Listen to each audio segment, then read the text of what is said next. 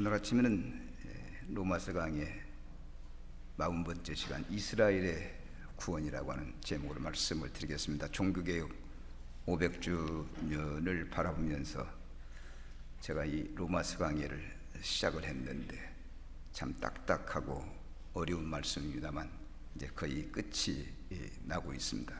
우리 교회에는 이 로마서 강해를 통해서 구원의 확신과 새로운 어떤 믿음의 성장이 꿈틀거리고 있는 줄로 보고 있습니다.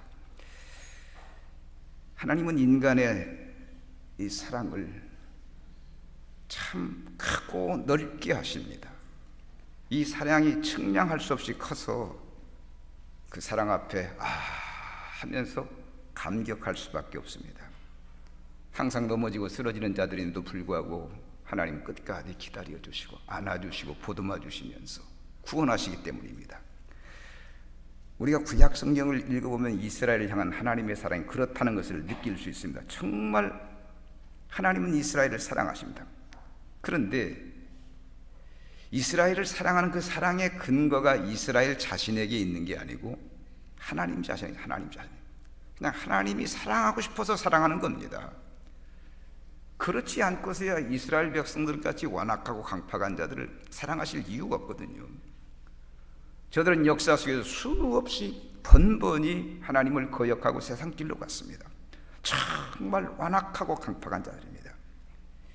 이스라엘 백성들은 하나님이 사랑하여 축복하시면 배반합니다. 참 비고해요. 축복하시면 배반해요. 그래서 하나님이 또 혼내라고 심판하시면 회개하고 돌아옵니다. 그럼 또다시 축복하신데 금방 또 하나님을 배반하고 떠납니다. 성경에서 이스라엘 민족의 역사를 보면 이런 일이 수도 없이 반복합니다. 정말 한두 번이면 말도 않습니다. 어떻게 저들이 하나님의 그 큰 사랑과 은혜 속에 사는데 이런 행동을 하는지 아마 우리 인간들 같으면 두 번 다시 보고 싶어 하지 않을 겁니다. 어쩌다 한두 번은 모르겠지만 그렇게 배반이 습관이 된 자들이라면 더 이상 교제하기가 어려운 거거든요. 여러분 우리가 들송 싶은 나무는 떡잎부터 알아본다고 하지 않습니까? 근데 이스라엘 백성은 떡잎부터 싹수가 놀랐어요. 정말 이들이 파렴치기까지 합니다. 그런 백성들이 뭐가 예쁘다고 하나님이 그렇게 알뜰살뜰 돌보시는지 여기서 우리가 한 가지 깨닫는 건 하나님은 한 번 붙잡으시면 놓지 않는다는 겁니다. 아멘. 이게 하나님의 사랑이에요. 긍휼을 베푸시며 끝까지 인도하시고 구원해 내신다는 겁니다. 그래서 끝끝내 하나님의 사람으로 만드시고 하나님의 백성으로서 인도하시는 거예요. 우리가 그 큰 사랑을 깨달으면서 하나님의 사랑 앞에 고마워하고 하나님을 잘 섬기겠다고 다짐하는 그런 성도들이 되어야 할 줄로 믿습니다. 우리는 하나님의 큰 사랑 속에 사는 자들이기 때문입니다. 오늘 아침 읽은 이 본문 말씀을 보면 하나님께서 이스라엘 백성을 어떻게 구원하시는가를 말씀하고 있습니다. 하나님은 끝까지 참으시고 기다리신 겁니다. 신실하심으로, 정말 신실하심으로 이스라엘을 기다리시는 겁니다. 그래서 바울 사도는 이방인의 충만한 수가 들어오면 온 이스라엘이 구원을 얻게 된다는 말을 합니다. 이 이방인의 충만한 수가 얼마인지 우리가 그 개념을 파악하기가 쉽지 않지만 분명한 건 하나님은 크신 분이기 때문에 작은 수는 아니라는 겁니다. 많은 이방인들이 구원받고 하나님 백성이 되면 그 후에 이스라엘 백성들을 구원하신다는 겁니다. 아무튼 이스라엘의 구원에 대한 이 생각은 이 바울이 굉장히 논리적으로 말을 하고 있습니다. 비록 이스라엘이 복음을 받아들이지 않고 하나님과 원수처럼 살고 있지만 하나님은 그들을 구원하신다는 거예요. 하나님께서 그들의 조상 아브라함, 믿음의 조상 아브라함을 택했기 때문에 후회함이 없이 구원하실 거라고 했습니다. 우리 하나님은 순종하지 않았던 백성들에게까지도 은혜를 허락하시면서 구원하시는 겁니다. 오늘 아침 이 말씀을 통해서 우리가 교훈을 받읍시다. 여러분, 하나님은 이 이스라엘 백성들을 사랑하십니다. 당신이 친히 부르시고 택하셨기 때문입니다. 우리 하나님은 우리 하나님 본질 자체가 사랑이십니다. 그래서 당신의 백성들을 향한 사랑이 지극하십니다. 한 번 택하시면 결코 버리시는 일이 없습니다. 인간들이 이 사랑을 알고 하나님을 버리지 말아야 하는데 우둔하여서 어리석고 둔해서 제멋대로 사는 경우가 많은 겁니다. 그저 우둔하다고 곱게 표현을 했습니다. 이게 무슨 말이냐면 완전히 멍청이 바보라는 뜻입니다. 멍청하지 않고 바보가 아니고서야 하나님과 그렇게 간격을 벌리고 살 수 있겠냔 말입니다. 여러분, 이스라엘 백성들이 정말 완악하고 강팍한 자들입니다. 오늘 본문 25절에 보면은 형제들아 너희가 스스로 지혜 있다 하면서 이 신비를 너희가 모르기를 내가 원하지 아니하노니 이 신비는 이방인의 충만한 수가 들어오기까지 이스라엘에 들어온 우둔하게 된 것이라. 자, 바울 사도는 여기서 하나님의 구원의 계획을 신비, 이 미스테리라고 합니다. 이 신비를 너희가 모르지 않기를 원하지 않는다고 하십니다. 이해할 수 없게 그렇게 말한 겁니다. 하나님께서 이렇게 어떤 뜻을 가지고 구원을 조직적으로 계획하시기 때문입니다. 말하자면 인간이 이해할 수 없는 하나님만이 절대자만이 가지고 있는 어떤 계획으로 그렇게 하신다는 거예요. 그러므로 한계가 있는 그 인간의 이성을 가지고 인간의 어떤 지혜로 그걸 알기가 어렵습니다.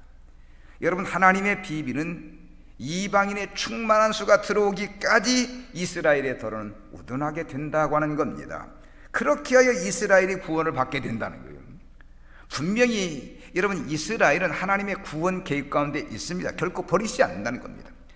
여기서 바울은 이스라엘 백성들이 우둔하게 된 것이 전부가 아니고 또 영구적이 아닌 것을 확신합니다. 하나님이 정하신 어떤 기간까지만 우둔하게 하신다는 겁니다. 어떤 기간까지만 이스라엘 백성들을 완악하고 강파하고 어리석고 미련하게 만든다는 거예요. 아마 바울이 이것을 깊이 영적으로 생각하면서 얻은 결론일 겁니다.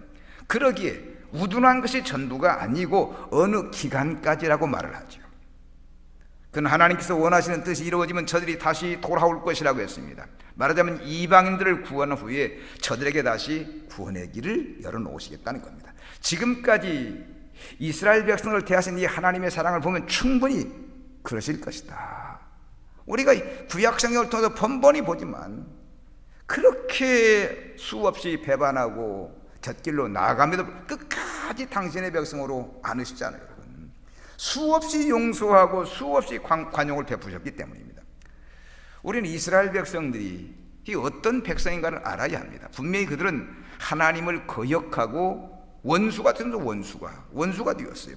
그래서 이들이 하나님의 진노 아래 이르게 된 겁니다. 언뜻 보면 그것이 이스라엘 민족이 처한 현실입니다. 그렇게 하나님의 사랑을 거역하고 제멋대로 산 백성이기에 하나님의 진노를 받아야 마땅하죠. 그러나 우리가 이 장면만 보면, 이면만 보면 안 된다는 겁니다. 왜냐하면 이스라엘 백성들은 하나님의 택함 받은 민족이기 때문이에요. 누구도 그들이 하나님의 선민이라는 것과 그들이 하나님의 섭리 가운데 아주 특별한 민족이라는 것을 부인하지는 않을 겁니다. 그들이 아무리 하나님을 거역하고 원수처럼 살며 우둔하게 되었다고 해도 하나님과 그들 조상들 사이에 맺은 이 언약이 무효가 되지 않습니다. 반드시 하나님은 약속은 지키시는 분이거든요. 사랑하는 여러분, 하나님은 신실하신 분인 걸 믿으시기 바랍니다. 신실하신 분이에요. 사람들처럼 약속하고 그냥 손바닥 뒤집는 그런 하나님이 아니라는 겁니다. 찬송가 370장이면 내 주와 맺은 언약은 영불변하시니 영원히 불변하지 않는다는 거예요. 약속을 지키시는 분이나 약속이에요.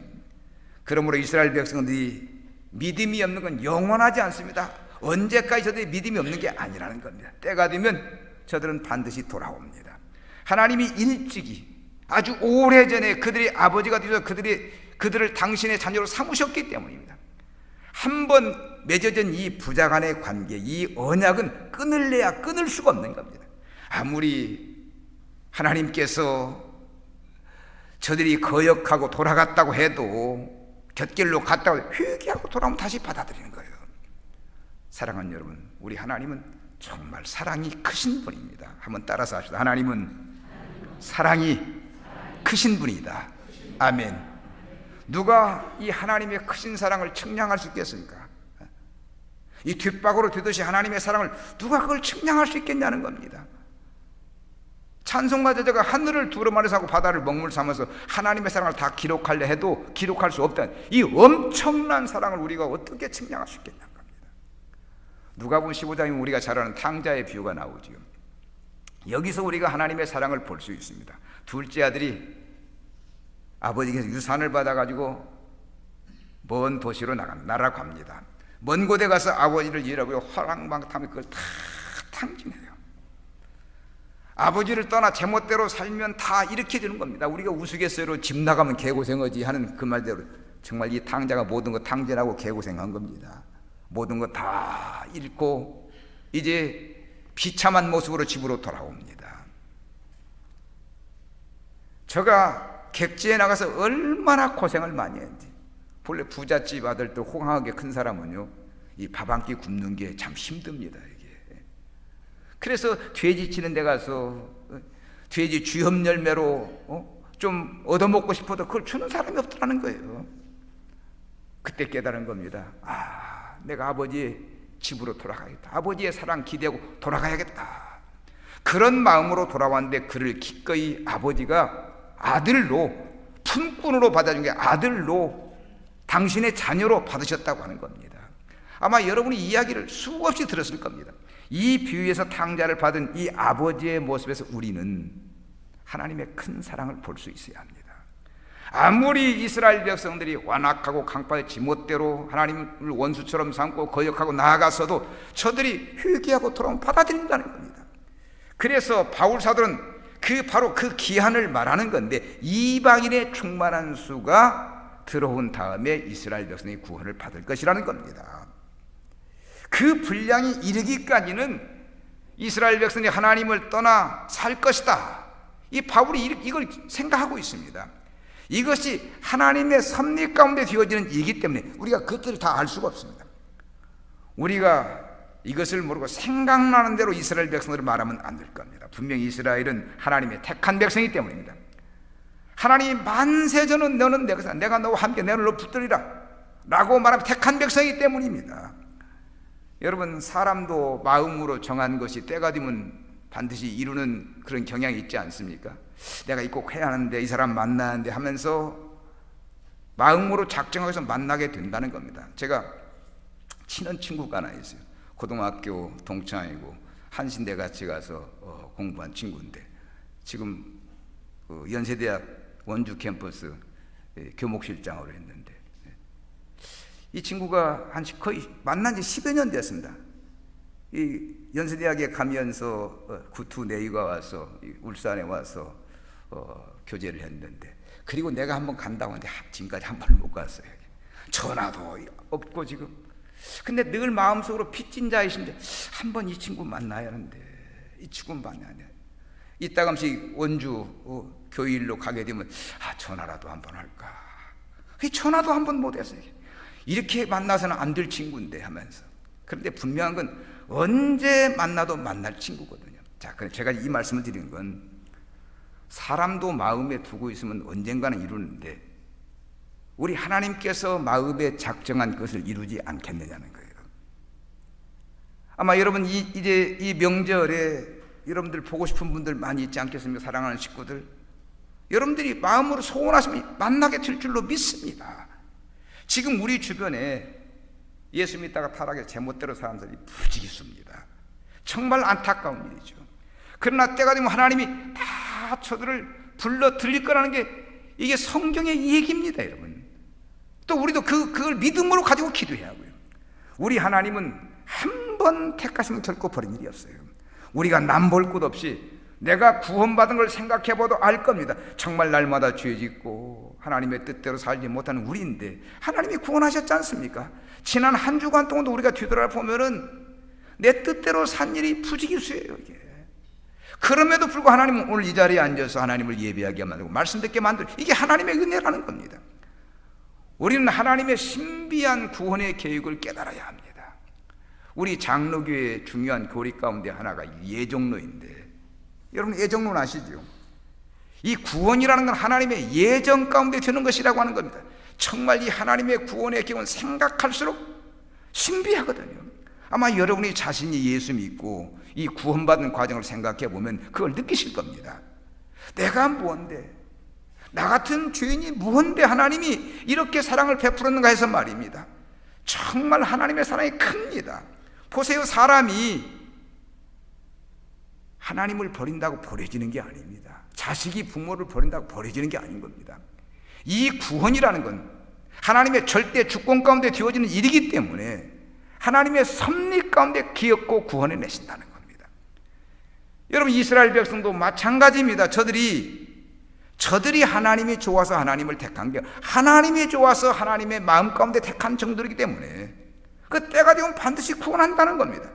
정말 어떻게 생각하면 이스라엘 백성들이 복받은 백성들이죠. 저들이 하나님의 구원 계획 가운데 있기 때문에 복받은 백성 아니겠습니까? 사도 바울이 이스라엘 백성들을 이해하는 근거로는 믿음의 뿌리가 있는 백성들이라는 겁니다. 이스라엘 백성은 일찍이 아주 오래전에 그들의 조상 덕분에 하나님의 택환을 받고 사랑받은 백성들이거든요. 오늘 본문 25절에 보면 이렇게 말합니다. 복음으로 말하면 그들이 너희로 말미암아 원수된 자요, 택하심으로 말하면 조상들로 말미암아 사랑을 입은 자라. 이 말씀을 쉽게 표현하면 복음적인 견제는 이스라엘 백성은 하나님과 원수이지만 선택적인 측면, 하나님이 조상들을 선택한 그 선택적인 측면에서 보면 사랑을 받는다는 겁니다. 여러분, 이스라엘 백성들은 하나님의 선택받은 택한 백성들입니다. 하지만 저들이 하나님을 배반하고 타락하고 밖으로 나아갔습니다. 그런데 저들의 타락이 이방인의 구원을 가져왔어요. 그리고 저들의 축복은 조상 덕분에 받게 된 하나님의 사랑의 결과라는 겁니다. 이스라엘은 조상들 덕을 많이 본 사람들, 이 조상 덕을 본 사람들이 바로 이스라엘 백성들이에요. 우리가 조상 잘 만나게 복이라는데 정말 이스라엘 백성은 조상을 잘 만났습니다. 이는 이스라엘 백성들의 현재 상태가, 지금도 타락한 이스라엘 백성의 현재 상태가 하나님의 구원 가운데, 하나님의 섭리 가운데 있다는 겁니다. 저들이 하나님께 불순종함으로 하나님을 어긋나 나갔다고 해서 하나님과의 계약 관계가 파괴된 게 아니라는 겁니다. 우리 하나님은 영원토록, 정말 영원토록 변하지 않는 분입니다. 지금은 저들이 하나님의 뜻을 거스리고 원수된 자로 자기들 멋대로 사는 것 같지만 하나님은 기엽고 저들을 불러내시는 하나님의 사랑이 저들 위에 있다는 겁니다. 그 이유가 하나님의 사랑은 일시적인 사랑이 아니고 영원한 사랑이기 때문에. 다시 한번 강조하면 지금은 저들이 하나님의 원수 가운데 있어요. 본래는 하나님의 선택을 받고 사랑받던 자는 지금은 원수 가운데 있습니다. 하나님과의 관계가 이방인들과는 다른 백성들입니다. 그래서 이스라엘 백성들의 현재 상태를 보면 하나님의 버림을 받은까지는 결코 버림받은 백성들이 아니고 이미 저들의 조상들과 그들 사이에 영속적인 관계가 이렇게 맺어진 사람들이라는 겁니다. 일찍이 이스라엘 백성들은 훌륭한 믿음의 조상을 둔 후손들입니다. 여러분, 그들의 조상들이 후손들의 기도를 많이 했다는 겁니다. 많은 신앙의 유산들을 기도도 많이 하고 신앙의 유산들도 많이 남겨놓았습니다. 여러분, 우리도 자손들을 위해서 기도하지 않습니까? 내 자손들 하나님의 은혜 가운데, 하나님의 사랑 가운데 하나님 구원해 주시라고, 은혜 주시라고, 복 주시라고 우리가 늘 그 기도하지 않습니까? 그 기도가 어디로 가겠습니까? 기도는 유상이 없는데. 그런데 이스라엘 백성들도 지금 이스라엘 백성들을 위해서, 이스라엘 조상들도 이스라엘 백성들을 위해서 많은 기도를 쌓아놓았다는 겁니다. 그래서 이스라엘 백성들이 언젠가는 그 기도의 열매를 따먹고 구원받고 하나님과 아름다운 교제가 이루어질까라는 것이 이 바울이 보는 겁니다. 그리고 바울 사도는 본문 29절에서 하나님의 은사와 부르시면 후회하심이 없다, 후회하심이 없다. 즉 하나님이 한 번 사랑하기 시작하면 끝까지 사랑하신다는 뜻입니다. 결코 중도에 그만두신 일이 없다는 겁니다. 그렇습니다. 하나님은 사랑으로 시작하셨고 은사로 부르셨기 때문에 후회하심이 없고 끝까지 사랑하시는 겁니다. 그 이유가 뭘까? 하나님께서 처음 사랑하실 때 무슨 조건 보고 따지고 사랑하신 게 아니에요. 뭐 사랑하는 관계도 조건 보고 하나님은 그런 하나님이 아니에요. 얼굴이 이뻐야 한다, 배움이 있어야 한다, 사람이 성격이 좋아한다, 뭐 요리가, 그런 게 아니고 조건을 보고 따지면 무조건 택한 거예요. 이게 이스라엘 백성을 무조건 사랑하셨, 그냥 아무 조건 없이 당신께서 택하시고 사랑하시는 겁니다. 본래 이러면 사랑이라고 하는 건 처음도 사랑이고 과정도 사랑이고 마지막도 사랑이라는 겁니다. 사랑으로 시작했다 나중에 증오로 끝난다, 그건 처음부터 사랑이, 애초부터 사랑이 아닌 겁니다. 여러분, 그렇게 사랑이 값싼 것입니까? 사랑으로 시작했다 과정에 변해가지고 나중에 악마로, 이건 사랑이 아니고 처음부터 사랑이 아니라. 물론 인간들이 말하는 사랑은 순간적인 사랑일 수 있지만, 속 좁은 사랑할 수 있지만 말입니다. 그러나 우리 하나님의 사랑은요, 인간들처럼 그렇게 속 좁은 사랑이 아니라는 겁니다. 이미 하나님의 사랑에 감격해서 그 품에 안겨본 사람이 이게 무슨 말인지 이해를 하실 겁니다. 정말 하나님의 사랑이 크니까. 하나님은 거룩하시면서도 죄 있으면 죄 있는 대로 그냥 용납하시고, 허물 있으면 허물인 대로 그냥 용납하시는 거예요. 이 사랑이기 때문에. 그러므로 인간들이 하는 그 사랑의 잣대로 하나님의 사랑을 보면 안 됩니다. 사실 우리 주변에는 속 좁은 사랑이 너무, 아니 나 자신부터 속 좁은 사랑, 속 좁은 사랑. 그러면서도 사랑한다고 고백하는데 정말 하나님의 사랑 앞에 이거 뭐 사랑이라고 내놓고 떳떳하게 내놓고 그걸 사랑이라고 말할 수 있을 것인지. 우리는 속 좁은 사랑이 아니라 하나님처럼 절대자처럼 완전한 사랑, 넓은 사랑을 해야 할 줄로 믿습니다. 진실로 사랑했다면 처음에 그를 진실로 사랑 결코 변함이 없이 한다는 겁니다. 사랑이 변해서 나중에 미움이 되고 증오가 된다고 한다면 그건 진정한 사랑이 아니니까요. 어떤 사람이 돌아설 때는 보면 사랑한 만큼 미워한다는 겁니다. 사랑한 만큼. 그래서 참 이게 결국 이 사랑은 자기 자신을 위한 이기적인 사랑입니다. 그 사랑하는 것도 보세요. 그 속에 나를 사랑할 만한 요소가 있는가를 보고 사랑하기 때문에 처음부터 사랑이 아니에요. 그냥 하나님처럼 사랑이 나에게 있지 상대방이 없어요. 이런 사랑이 아니고 우리는 상대방을 놓고 내가 사랑할 만한 조건이 있는가 이거 보고 사랑하기 때문에 사랑이 아니라는 겁니다. 어딘가 울산에서 20대 청년이 변심한 애인의 집에 찾아가서 어머니와 여동생을 칼로 난자에 살해한 일이 있습니다. 저들이 사랑할 때는 서로 좋아서 얼마나 얼싸안고 얼마나 좋아했겠습니까? 그런데 중도에 이 사랑이 변해가지고 칼로 사람을 해치는 이는 무서운 악마로 변했으니 참 불행한 일 아닙니까 여러분?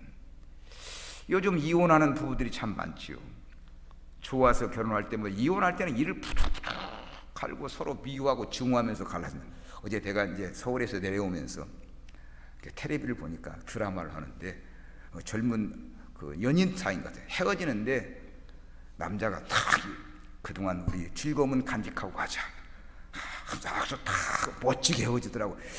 저런 정도 되면 저런 나 무슨 내용인지는 몰라. 그것만 제가 기억을 하고 있는데 분명히 헤어지는 건 헤어지는데 그동안 우리 즐거웠지 않느냐? 그거 간직하자.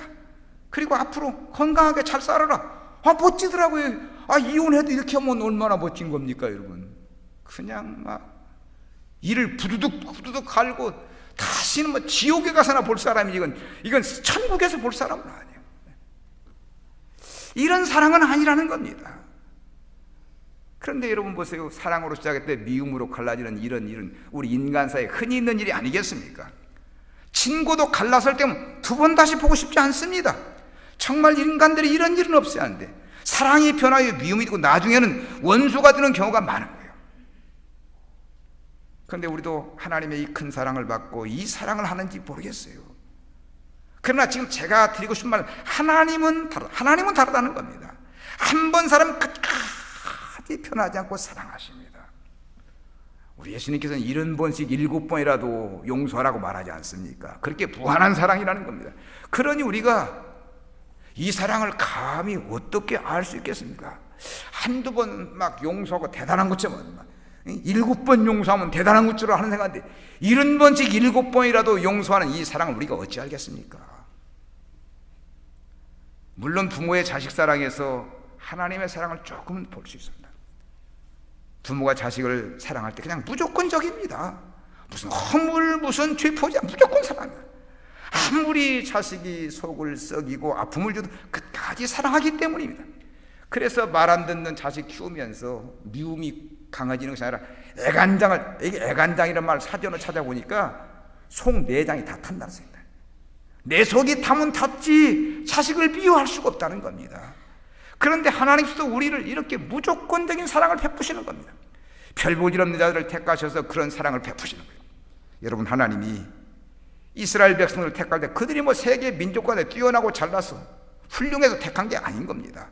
우리가 아브라함이 택함받고 부름받은 과정을 알듯이 아브라함이 부름받고 택함받을 때 무슨 잘나고 똑똑해서 부름받고 택함받은 게 아니라 이 아브라함이 갈대아에서 우상숭배하다가 우상숭배하는 아버지 만났어. 그 밑에 자라서 우상숭배하다가 하나님 만난 거예요, 여러분.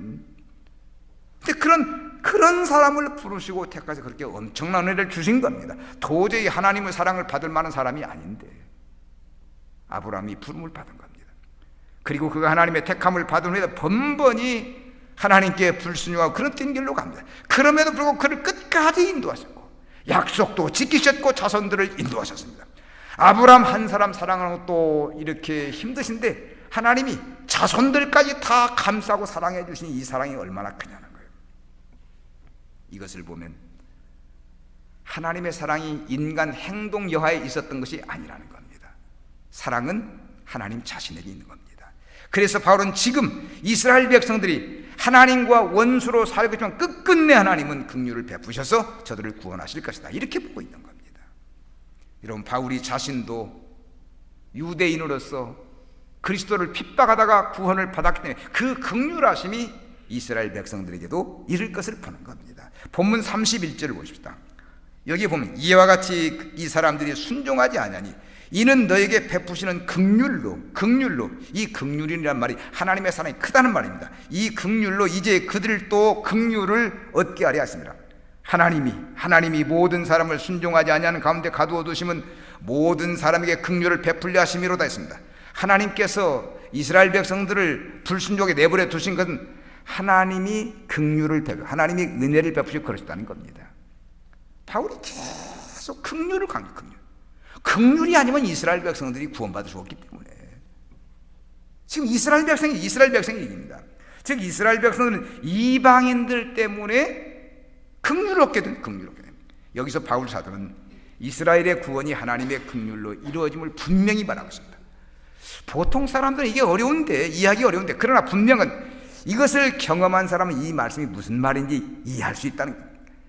즉 하나님의 은혜, 하나님의 긍휼이 아니면 그 누구도 자신의 힘으로, 자신의 노력으로, 자신의 공로로 구원받을 수 없기 때문에, 솔직히 말해서 우리가 우리의 공로로 구원받을 수 있다고 한다면 누가 하나님 앞에 설 수 있겠습니까? 아무도 없지요. 사람들이 몰라서 무지해서 자기가 무엇을 할 수 있는 것처럼 말하지만 자기를 아는 사람은 겸손할 수밖에 없네요. 오죽하면 자기를 이기는 사람은 세계를 정복한다고. 자기를 이기는 사람은 세계를, 어떻게 생각하면 내가 나를 이기면 세계를 정복해. 근데 그만큼 어렵다는 겁니다. 세계를 정복하는 것보다 나를 정복하는 게 어렵다는 거예요. 그래서 우리는 오늘 아침 나의 연약함을 솔직하게 하나님 앞에 고백합니다. 내가 내 연약함, 내 한계를 알자는 겁니다. 정말 연약한 존재입니다. 우리는 세상이 악하고 음란한 걸 다 압니다. 그래서 유혹을 받지 않으려고 자기 단속을 하지만 끊임없이 세상 악한 줄 알면서 자꾸 넘어진다니까, 여러분. 정말 솔직히 말해서 우리가 언제 한번 내 마음 먹은 대로 된 일이 뭐가 있습니까? 내 마음 먹은 계속 넘어지고 계속 쓰러지고, 이 바울 같은 사람도 내가 원하는 바 선을 행하지 못하고 도리어 원치 않는 걸 행한다고 말하지 않습니다. 자기가 미워하는 걸 행한다고 했습니다. 바울같이 위대한 사도가 자기의 연약함을 보면 우리 정도야, 우리 같은 범인들이야 얼마나 자주 넘어지고 쓰러지겠습니까? 정말 주의 앞에서 아무것도 할 수 없는 무력한 자들입니다. 이렇게 힘이 없고 연약한 자들이 어떻게 구원을 받을 수가 있는지, 도저히 구원받는데 하나님이 큰 긍휼을 베풀어 우리가 구원을 받은 겁니다. 여러분, 이 은혜, 이 사랑 앞에 무슨 말이 필요합니까? 그저 감사할 뿐이죠. 하나님께서 왜 인간들을 이렇게 사랑하시는지, 빨리 어떻게 생각하면 하나님이 우리를 버리고 그냥 하나님 홀로 영광 받는 게 차라리 나을 텐데, 하나님은 인간에게 그렇게 애착을 간다는 거예요. 그런데 여러분, 사랑하는 마음이 크면 결코 버려지지가 않습니다. 언젠가 그 전주에서 한 부인이 교통사고로 10여 년 동안 식물인간으로. 근데 식물인간이 되다 보니까 이제 식구들이, 사랑하는 사람들이 남편에게 빨리 이제 포기하고 이제 치상 치르자, 이렇게 나옵니다. 그런데 남편은 아직도 의식은 없지만 살아있는데 어떻게 이 아내를 버리냐는 겁니다. 날마다 정성을 들여서 아내를 갖다가 머리 감겨주고 얼굴 닦아주고 그냥 일어나라고 그 애를 태우는데 10년 되던 어느 아침에, 10년째 되는 어느 아침에 아내가 눈을 뻥 뜨고 남편과 이 눈을 마주치는 겁니다. 눈과 눈 사이에 교제가 일어난 겁니다. 스파크가 일어난 겁니다. 10년 만에 이 아내가 일어난 거예요. 사랑하는 여러분, 사람도 포기하지 않고 이렇게 사랑을 베푸면 10년 만에도 기적이 나타나더라고요. 그런데 여러분, 우리 하나님은 그런 남편 사랑 이상이라는 겁니다. 결코 택한 백성들 버리지 않습니다. 여러분들 버리지 않습니다. 우리를 포기하지 않는다는 말입니다. 할렐루야. 우리를 포기하지 않습니다. 사실 저 자신도 언젠가 하나님 앞에 그렇게 넋두리 한 적이 있습니다. 하나님, 왜 나를 부르시고 택하셔서 하나님 이렇게 고통받으십니까? 종이 언제 한번 하나님을 기쁘게 해드렸습니까? 하나님, 빨리 종을 버리고 하나님 다른 사람 사랑하는 게 오히려 나을 텐데 왜 나를 끝까지 이렇게 부르십니까? 붙드십니까? 근데 성령께서 제 마음속에 들려오는 음성이 내가 너를 사랑하고 싶어서 사랑한다는 겁니다. 그러니 말 다 한 거 아닙니까, 여러분? 나는 내 죄가, 내 허물이 부끄러워서 하나님과 가까이 가서, 하나님은 네가 좋아서 내가 너를 사랑한다는 거예요. 사랑하는 여러분, 저는 단호하게 말할 수 있습니다. 하나님이 나 같은 죄인도 사랑하십니다. 나도 사랑하지만 여러분도 사랑하시는 거 믿으시기 바랍니다. 우리가 이 하나님의 큰 사랑 앞에 무슨 말을 더 하겠습니까?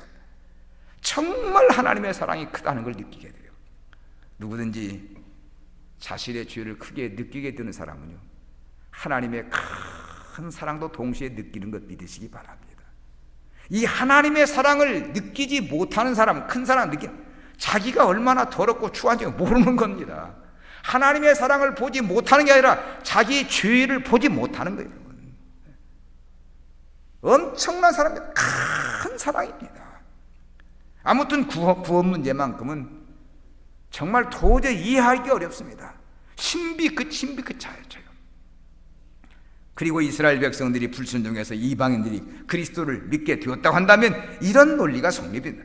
이방인들을 믿게 하기 위해서 하나님께서 이스라엘 백성들이 희생하게 만들었고, 하나님께서 이스라엘 백성들을 결코 버린 일이 없을 거라는 거예요. 곰곰이 한번 생각해 보세요.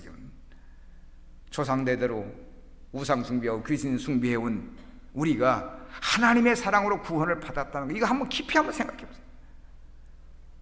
그런데 조상대대로 하나님 섬기고 예배하고 성전을 지키고 살아온 이스라엘 백성을 하나님이 버리겠습니까? 조상대대로 귀신 섬기고 우리도 구원하신데 조상대대로 하나님 섬겨온 이스라엘 백성을 버리겠냐는 거예요. 바울의 이 얘기는 끝끝내 저들을 구원하신다는 겁니다. 그러므로 모든 것이 하나님의 섭리 가운데 되어지는 일이기 때문에 그저 하나님이 하시는 일 앞에 우리는 감격할 수밖에 없다는 겁니다. 정말 인간은 이방인들이나 이스라엘 백성들은 하나님의 크신 긍휼로만 구원받을 수 있는 겁니다. 이 죄 많고 타락한 인간 세상에 하나님의 큰 사랑의 보자기가 우리에게 널브러져 있습니다. 그냥 그 보자기 속으로 들어오기만 하면 되는 거예요. 유대인도 이방 그냥 들어오기만 하면 됩니다. 우리가 이것을 알아야 합니다. 이방인의 구원은 순전히 긍휼이고, 더군다나 이 이스라엘 백성들의 구원은 하나님의 긍휼로만 언젠가 구원받게 되어 있다는 겁니다. 지금은 이스라엘이 하나님을 믿지 않고 율법을 그냥 지킨다고 그 속에 빠져 있지만 때가 되면 하나님이 저들을 구원하신다는 겁니다. 그때가 언제인지는 잘 모르겠습니다. 그래서 바울 사도는 이스라엘 백성들이 언젠가는 돌아올 것이다 라고 대답하고 있습니다. 여러분, 이스라엘 백성들이나 이방인들이나 하나님의 크신 긍휼로 구원받는 것 믿으시기 바랍니다. 인간은 하나님의 은혜가 누구도 구원받지 않기 때문에 하나님의 사랑이 풍성하니 이 하나님 사랑 의지하는 겁니다. 우리는 때때로 낙심되고 절망할 때 남을 원망하고 내 모습을 보자는 겁니다. 내가 누군가, 나 같은 죄인이 예수 믿고 구원받고 하나님을 부르는 이 자체로 고마워, 이 자체로 감격하면 설사 다른 건 부족하다고 해도, 다른 건 모자라다고 해도 내가 부유하게 살 수 있는, 내가 부유하게, 나를 알고 하나님을 보니 하나님의 사랑이 크기 때문에.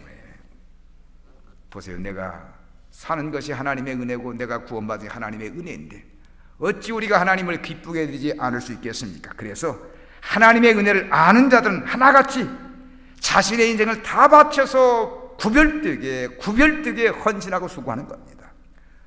오늘 아침 우리가 하나님은 나를 버리지 않는다, 나를 끝까지 지킨다, 내 생명 다하는 그날까지 내 사랑하는 식구들, 내 사랑하는 자녀들 하나님이 지켜주실 것이다, 그 믿음을 여러분 굳게 가지시기 바랍니다. 내가 하나님의 구원을 받았다면 나를 사랑하는 모든 사람도 구원을 받을 거야. 그 믿음 가지고 우리가 기도하고 관심을 가질 때 하나님이 크게 역사하여 주실 줄로 믿습니다. 오늘 또 믿음으로 승리하시기를 주님의 이름으로 축원합니다.